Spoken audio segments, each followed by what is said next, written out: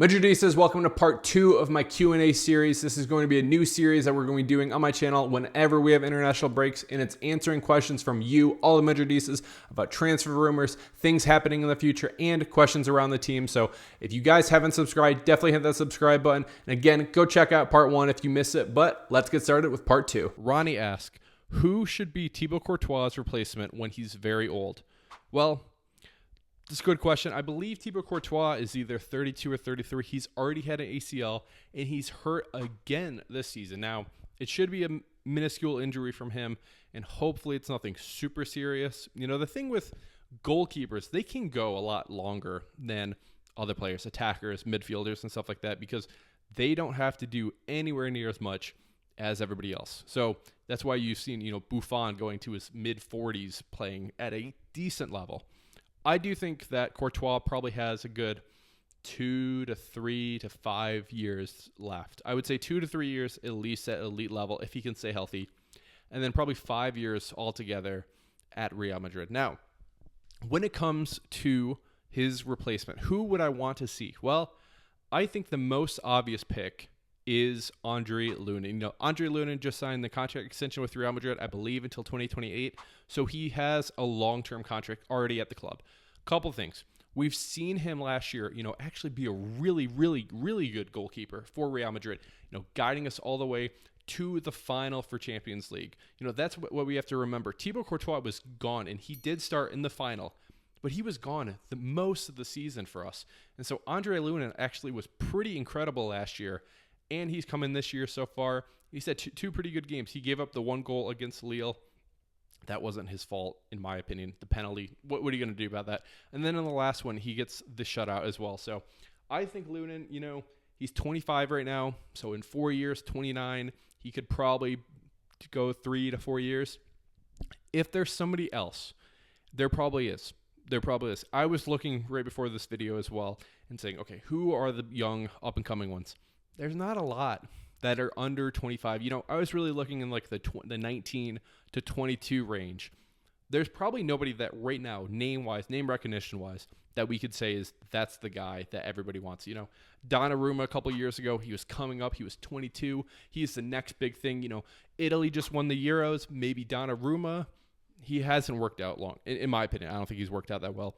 He looks better for Italy than he does PSG, in my opinion. So it's probably going to be somebody like that where they have a breakout performance in the Euros, in the World Cup, and they're like a 22-year-old. That's probably going to be the long-term replacement for Real Madrid. Who that is right now, I could not tell you. I do think, though, a couple things I would probably value is somebody who spoke Spanish natively. That way, communication-wise, goalkeeper is probably one of the positions that really needs to be able to communicate from day dot for the squad. When Lunin came in from Ukraine, was he speaking Spanish fluently? It didn't really matter because he was a backup, but I do think having somebody who would be a Spanish speaker, and that could be from a number of countries, right? They could even be from England if they spoke Spanish, which unfortunately no English player actually does. The same thing with America, so I don't know why. Anyways, I digress. I do think, though, a Spanish-speaking goalkeeper would be ideal, and I would love to have a player for Real Madrid. Finally, if we could actually have another Spain player in the squad, I think that would be really good. Do I know who that is today? Unfortunately, I don't, but I would give the nod first to Lunin after Courtois is officially done with Real Madrid. So, yeah, great question. Thank you very much. Next question, though, comes in from Alexei. Says, is there any other signings that has been rumored recently that you think we should definitely push for? Well, there's a couple different signings that we've already been rumored with that I do think ultimately we will be seeing next summer. First one is Trent Alexander-Arnold. I do think that one's going to be happening. That could, like I mentioned it earlier, I do think that could be happening this January, so look out for that one. The next one is Alphonso Davies. Davies has been long linked to Real Madrid. I actually thought we were going to be getting him this summer. Ultimately, though, the way Real Madrid's been working is if we can get you on a free, we really want to get you on a free. We don't really want to spend the money if we don't have to. And the thing is, you're getting a lot of really good quality players for free as well. You got Rudiger for free. There's a couple other players I'm thinking that you got for free. You technically got Mbappe for free, even though we're paying him $150 million signing bonus, right? You got him for free, technically. I do think that you wait and you get Alphonso Davies. The one that I think we've been rumored with, though, is Saliba from Arsenal. Saliba is a fantastic center back, probably one of the better center backs right now in the Premier League, plus in the world right now. I think Saliba, though, would be very, very expensive for us. I'm talking 100 million, probably 80 to 100 million euros. That's somebody that we are linked with. And I think, there's always going to be the rumor. And I do think that we will eventually see him in Real Madrid. I don't know if it'd be next year. I don't know if it's in 2 years. I don't know if it's in 3 years. But I do ultimately think that Erling Haaland ends up wearing that famous white kit and ends up with the Los Blancos in Real Madrid. And again, I don't know when that is. I can see it. I mean, he has that look of a player who will take that number 9 shirt and just run with it. I don't know who would have to leave. Is Mbappe still here with Real Madrid in 3 years? Is he moving on to Saudi? Does Saudi come in and pay him? And then he's us, is it a hazard situation? Maybe is Rodrigo gone and we can flex him out? Is Vinny gone? I don't know. I just can see Erling Haaland ultimately becoming a Real Madrid player in the future. Let me know if you guys agree with me in the comments below. I'd love to hear from you. And also let me know, would you even want Haaland? I think Haaland would be fantastic to see in that white kit for Real Madrid. And I do think he would just bang in goals for Real Madrid. And really the way that we play right now, I'd probably take Haaland over Mbappe in just terms of the team that we have right now, and the structure of the team. I think if you swapped Mbappe and Haaland right now, I think we might be banging in a lot more goals than we are right now. So that would be the players that I think that we might be seeing in the future. So great question. Appreciate it. SJ Neat says, hey, Dally, what's your GA predictions for Vinny, Mbappe, Rodrigo, and Bellingham this season? Well, it's a really good question. I'll make it pretty brief for you. I think Vinny is going to get a little better and a little better. Hopefully that neck injury isn't anything serious for him. I will be going with 30 goals and assists for Vinny this year. I think a lot more assists than we saw last year. That could be a 15-15 split. I really could see that. Mbappe is funny because I came on here a couple weeks ago even. I said, no, Mbappe is going to heat up. Give me 50 goals for Mbappe long-term this season. Do I feel good about that? Look at me. I do not. I do not feel good about that at all. I would say right now, give me 35 GA for Mbappe. I think it's probably more 25 goals, 10 assists. I don't even think 10 assists even might be high for him as well. When it comes to Rodrigo, I'm curious though. Are we going to go back to the 4-3-3 and Rodrigo starting game in and game out? Or are we going to be moving more toward that 4-4-2 and maybe he's not playing as much? If he's starting, I would say 20 goals and assists for Rodrigo. If he's not starting, 10. And we're probably selling him at the end of the season as well. And then when it comes to Bellingham, coming into the season, I knew that I think last year was probably a blip in the radar for him and probably is going to be his best statistical season for Real Madrid ever. I really believe that. Like, take any other season in the future for him, I don't think he's ever going to even get close to the amount of goals and assists that he got last year for Real Madrid. I think that's a special year for him. And if you guys haven't bought that kit from last season, might want to buy that kit because I think that's going to be a collector's edition in the future. I would have said 15 coming into the season. I'm probably at 10. He still hasn't got a goal for us this season yet. I don't know if he's going to be playing as up front as he has been and really helping out on the attack anywhere near as much as last year. And so I don't think he's going to be getting as many. I do think we might be seeing a couple here and there. And it's going to be really a more odd situation when he actually gets a goal. It's not going to be anything that we're like, oh, yep, of course he gets a goal. I think it's going to be a lot more rare than we saw last season. So that would be my predictions for all of them. So thank you for the question. Next question comes from Victoria. She asked, who do you want to buy the most and who is perfect for the team? So similar to the question earlier, I think who would I want to buy? If there's one player that we could buy right now, I probably would say Trent Alexander-Arnold just because of the situation we're in with the Carvajal, replacing him. I think Alexander-Arnold could come in and really help this team. Now, if we didn't have the injury, and let's say we're focusing on next summer, who would I want to buy? I think Saliba. I think you need a real good quality center back coming in and rotating. I rate Rudiger. He's getting older. I rate Militao. I think Militao's actually been really good this year, coming off that ACL injury. I think defensively he's been great. He just needs to stay healthy. And I think adding an elite an elite center back in Saliba, who is French, who is very familiar with top flight football, playing for an elite team over in the Premier League, Arsenal, even though they will not get anywhere close to the Champions League final this year. Clip that if I'm wrong. I do not think I will be wrong at all, but I think Saliba, he's shown that he can be an elite player. He's already one of the better players for the French national team. We saw it in the Euros as well. I think he could come in here, link up with Camavinga, link up with Ferland Mendy, even though Mendy doesn't even start for the France squad.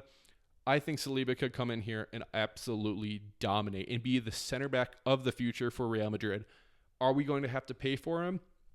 I do think so. This is going to be an 100 million euro fee for him, and to be an insane fee. But that's who I would want to see. Let me know in the comments of who you guys would want to buy next summer. There's links with Florian Wirtz. I could see that possibly too. If we are just talking about a dream buy for Real Madrid, who would I want? Right now, there's no player I would like more than Cole Palmer, the center attacking mid from Chelsea. He's only 22, turning 23 next year. He right now is one of the best players in the world, and I made a video talking about the top 10 players coming in this year, and I put him at 10. And a lot of people said, 10? You're putting him at 10 after one season? He's probably top 5 going into the next season right now if it ended today. He is an elite footballer. His IQ is crazy. His touch is crazy. His finishing is crazy. I think he could come in and be a phenomenal 10 if we wanted to go do the 4-4-2. I think having Bellingham drop deeper, having Fede Valverde drop deeper, and Camavinga, man, that link up between Cole Palmer, Vinny Jr., and Mbappe, I think would just be nasty. He is such a fun player to watch, and I would love him to eventually be wearing that famous white kit in those Real Madrid white colors. And so Cole Palmer would be a dream buy for me, but a need, give me Saliba. Give me Saliba. So great question. Thank you very much. Next question. This is probably going to be the one that ruffles the most feathers. Vito asks, would you trade Endrick or Arda for LamineYamal?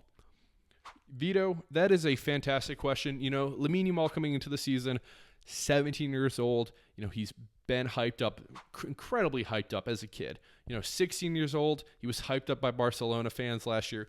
Going into the Euros, he was getting a lot of assists, but he was only getting like one goal for them. I thought that this is a really good kid. Now, you ask, would I trade Endrick or Arda Güler for LamineYamal? I would. Not only would I trade them, I would trade both of them for LamineYamal. Not just one or the other. I would trade both of them. And that might offend Real Madrid fans, but here's the thing. LamineYamal would be perfect for the squad right now. He is a right winger, a true right winger, where you have Rodrigo over there playing, a pseudo right winger. He's a true left wing. Him coming over in the attacks that he could bring from the right wing would create so much width in the balls that he crosses into the box, the playmaking ability that he has.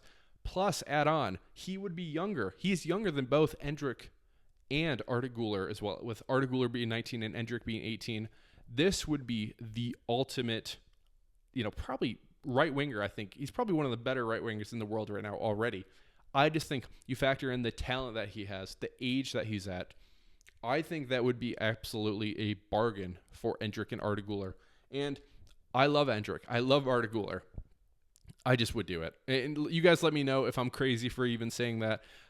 I don't think I am. And guys, trust me, I love Arda Güler. I think he can be a fantastic player. I love Endrick. I love what I've seen from him. But we are going now from what's been proven, a proven commodity.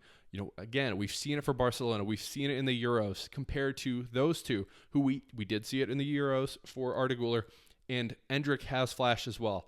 And ultimately, this probably could be one of the worst takes ever to come out of me right now.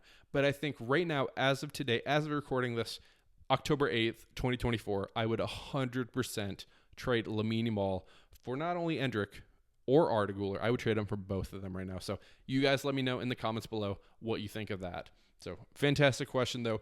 I hope you guys can all take it easy on me for that answer, though. But that's just the honest truth, to be honest. Last question. Yoshi asks, do you believe Don Carlos should leave after the season? I believe so, and I think Xabi Alonso might be the guy to replace him. Yoshi, that's a fantastic question.